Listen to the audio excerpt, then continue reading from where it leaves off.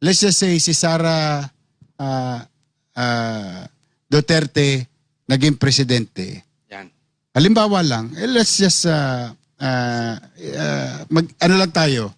Total, nagkukwentuhan lang naman tayo rito. Pero gusto nyo ba siyang maging presidente? Naging presidente si Sara. Let's just say, salamat sa Diyos, binoto ulit ako ng mga taga Maynila as mayor. Hindi kami magkapartido. Remember, presidente ako ng Action Demokratiko. I have my own party. No? Makikipagbardagulan ba ako sa kanya? Most likely, hindi rin. Why? Una, binoto siya ng taong bayan. Siya ang binoto ng taong bayan. Igagalang din natin yung boto ng taong bayan. Oh. Makikipagtulungan din ako sa presidente. Oh. In that future. Or let's just say, another person.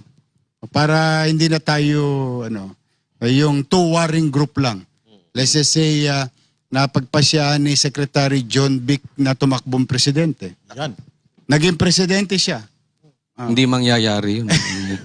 Hindi, pero kwentuhan na lang. Usapan lang. Di mangyari ba, makikipagtulungan din ba ako? Yes. Pagpalagay natin si Leni Robredo, naging presidente, tumakbo, naging presidente. Makikipagtulungan ba rin ba? Makikipagtulungan ako. Pero Yorme, Kumbaga, generally, I will do the same whoever sit in Malacanang because